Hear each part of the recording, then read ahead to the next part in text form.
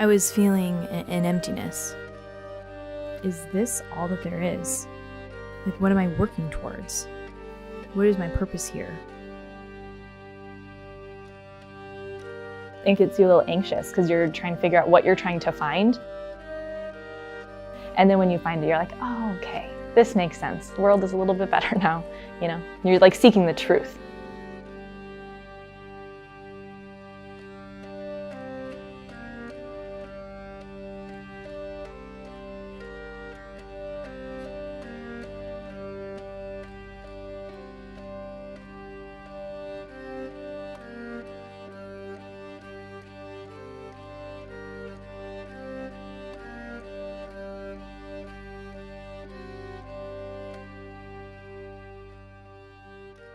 My life looked like going to work full time, spending a lot of time with my parents on weekends. It also was me trying to kind of find my footing in my faith. I think in my college years, I kind of started losing my faith that I had grown up with. So trying to find that a little bit. I think I kind of tried to keep on just going where I thought I was supposed to be going, is work through college and then get a job right after it. And sometimes you tune out all the other things that are going on inside of you, all those small little questions like, what is my purpose here? What am I supposed to be doing with my life, kind of thing. After college, I was first a social worker for almost 4 years.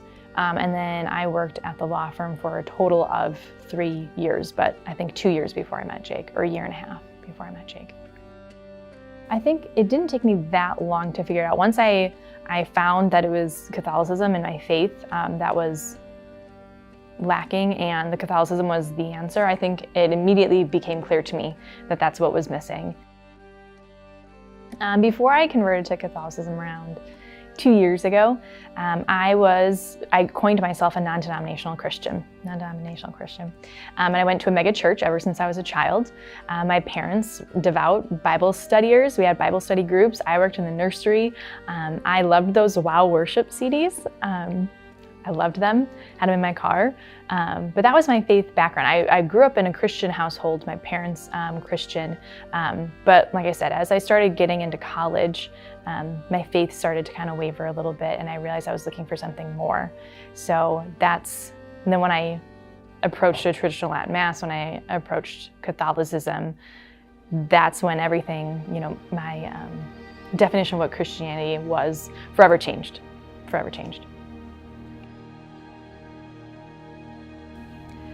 I had no expectations. I had no idea that I was going to a traditional Latin Mass. So when I first walked into St. Stanislaus, I was immediately taken back by the beauty and the history of the church. You couldn't sit in a pew without noticing something beautiful. And I think that's the Polish parishioners who built St. Stanislaus over 150 years ago. They knew what they were doing. They were risking their livelihoods. They put all their money into building a beautiful church because they realized how important the church was, and that church was directing their mind towards heaven, essentially. So that was something that immediately caught my attention.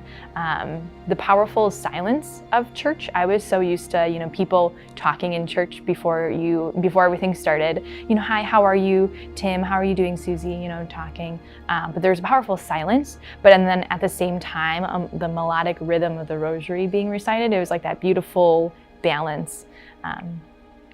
And besides that, the immense reverence all of the parishioners had, and throughout the entire Mass. I think before I even was introduced to Catholicism, I was searching for faith. I was searching for my faith. And when someone approached me and asked me, or they were talking about church, and to be honest, I didn't care what church it was. They said they were going to church, and I said I wanted to come with, and it happened to be a Catholic church, and it happened to be a traditional Latin Mass. And then all of a sudden, everything kind of started clicking. I didn't know that this type of Mass existed, that it was in a different language. I think I was completely ignorant to that fact. I thought everything was in English. So I think I had no idea that a Latin Mass even existed. First, being in a traditional Latin Mass parish, you're kind of bombarded with all these beautiful things and mysterious things that are going on, some that I had never experienced. You have the incense, you have the Latin language, which I probably had never really heard like that before.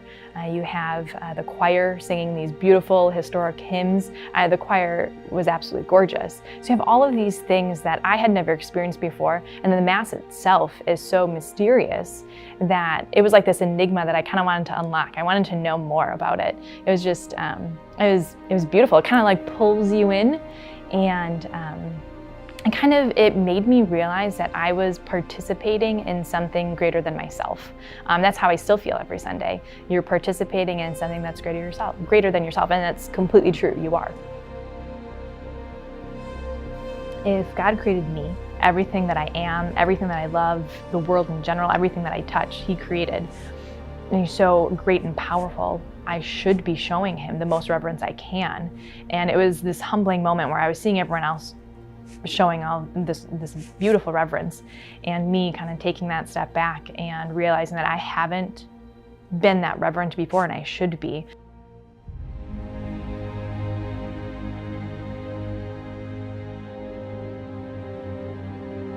For me, that was kind of the point where I realized I kind of needed to maybe start shifting my focus. I wanted to know what those parishioners knew, because clearly they knew something I didn't, and I was interested by that. A few tips I would say is, if you're going to attend a traditional Latin Mass, like I said, first, be open. 2, you might want to pick up your own hand missal if you're really serious about it. Go home before you go to Mass, kind of look it over, see what you're getting yourself into so you're prepared, and come to Mass and try to follow it as best as you can. If you can't follow along, that's okay.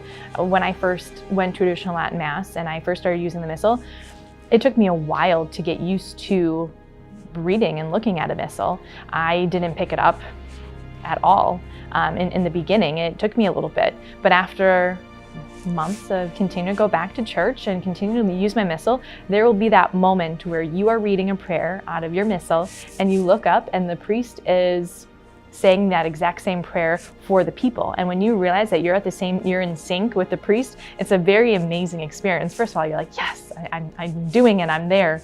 But it's also that, you realize that you're participating with the priest in the Mass, and it's really beautiful. So keep on persevering. I like the challenge, the challenge of the traditional Latin Mass and learning the Missal. Another thing that I would tell people is to remember where the traditional Latin Mass comes from. It comes steeped in history and beauty, and it's organically developed over hundreds and hundreds of years. When you think about it, you have the greatest saints, thousands of saints that have actually experienced the traditional Latin Mass. That's how they grew up. That was a Mass that they knew. So if you think about it, the prayer that you might read at Mass that you really like might be the same prayer that Saint Teresa of Avila would zealously contemplate while she was attending Mass. Like, that to me is an amazing thing to think about. I appreciate being at a Mass that formed some of the greatest saints of our time.